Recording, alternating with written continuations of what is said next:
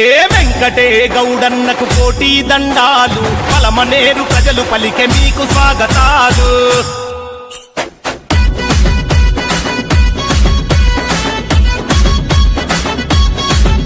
ఏ వెంకటే గౌడన్నకు కోటి దండాలు, పలమనేరు ప్రజలు పలికే మీకు స్వాగతాలు. వెంకటే గౌడన్నకు కోటి దండాలు, పలమనేరు ప్రజలు పలికే మీకు స్వాగతాలు. వైఎస్ఆర్ కాంగ్రెసు పార్టీ జెండలెత్తరా, ఫ్యాను గుర్తుకు ఓటు వేసి అన్నను గెలిపించరా. పలమనేరు హరర పలమనేరు, వెంకటే గౌడన్నకు కోటి దండాలు, పలమనేరు ప్రజలు పలికే మీకు స్వాగతాలు.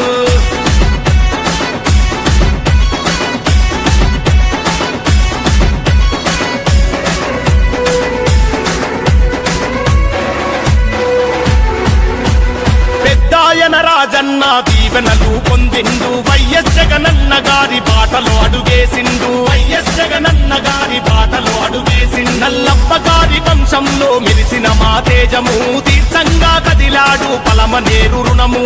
తీర్థంగా కదిలాడు పలమనేరు రుణము. మన వెంకట గౌడన్నకు ఓటు వేయబోదము, పలమనేరు ప్రాంత ప్రజల ప్రగతి కళ్ళదూతము. పలమనేరు హరర పలమనేరు, వెంకటే గౌడన్నకు కోటి దండాలు, పలమనేరు ప్రజలు కలిగే మీకు స్వాగతాలు.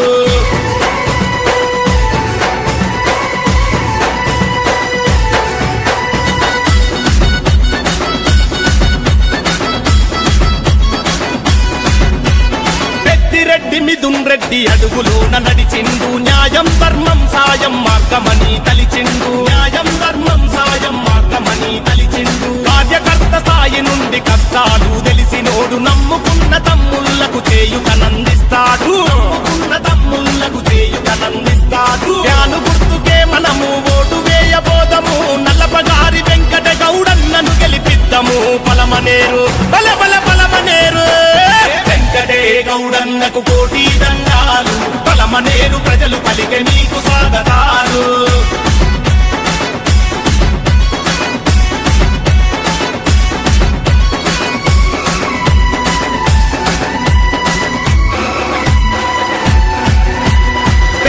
పేరంటాలకు సాగులకు కర్మలకు తోచిన సాయం చేసి తోబుట్టుగా నిలిచిండు. తోచిన సాయం చేసి తోబుట్టుగా నిలిచిండు. ఎన్బీజీ ఫౌండేషన్ ద్వారా విద్యార్థులకు ఉచితంగా పుస్తకాలు పంపిణీ చేసిండు. ఉచితంగా పుస్తకాలు పంపిణీ చేసిండు. ప్రత్యర్థుల నోడించా ఎత్తు వైఎస్ఆర్ జెండ, పలమనేరు గడ్డన వెంకట గౌడన్నే అండా. పలమనేరు హరర పలమనేరు, వెంకటే గౌడన్నకు కోటి దండాలు, పలమనేరు ప్రజలు పలికే మీకు స్వాగతాలు.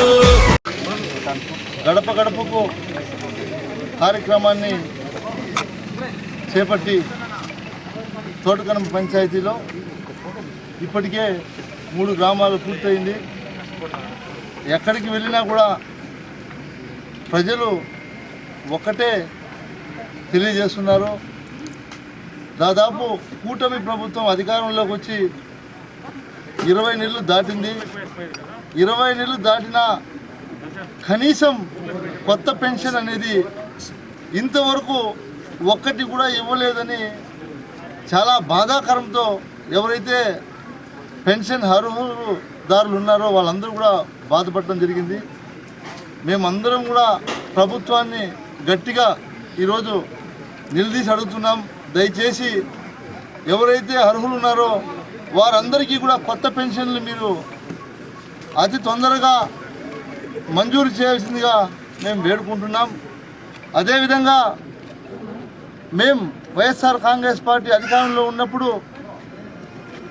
ఏ గ్రామానికి వెళ్ళినా ఎవరైతే అర్హులు ఉన్నారో వారందరికీ కూడా ఇండ్లు పెట్టించడం జరిగింది. అందరూ కూడా ఆల్మోస్ట్ ఒక 70-80% ఇండ్లు పూర్తి స్థాయిలో కంప్లీట్ చేసుకున్నారు.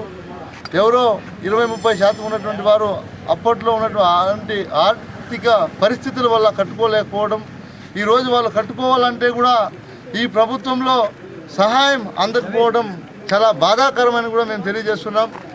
అదేవిధంగా స్థానికంగా చూస్తే మీరు రైతులకు ఎరువుల సమస్య విపరీతంగా ఉంది. దీని మీద కూడా ప్రభుత్వం స్పందించి అధికారులకు ఆదేశాలు ఇచ్చి ఏదైతే ఆర్బీకే సెంటర్లు ఉన్నాయో లేదా సచివాలయాలు ఉన్నాయి, అదేవిధంగా వాటి ద్వారా మీరు రైతులకు అందించాల్సినటువంటి ఎరువుని అందించాలని మేము డిమాండ్ చేస్తున్నాం. ఇప్పటికే గిట్టుబాటు ధర తీసుకుంటే మా ప్రాంతంలో పూలు ఎక్కువగా పండిస్తారు. మీరు చూస్తే పూలకి ఈరోజు రేట్లు లేకుండా చెండుమల్లి అంటాం, బంతిపూలు ఒక కేజీకి ₹1 అంటే రైతు ఏమైపోవాలని అడుగుతున్నాం మేము ఈరోజు ప్రభుత్వాన్ని. కనీసం గిట్టుబాటు ధర కూడా ఇవ్వకపోతే రైతు ఎలా బతకాలి? రైతు బాగుంటేనే మన రాష్ట్రం కూడా బాగుంటుంది, గుర్తుపెట్టుకోవాలని కూడా మీకు తెలియజేస్తున్నాం.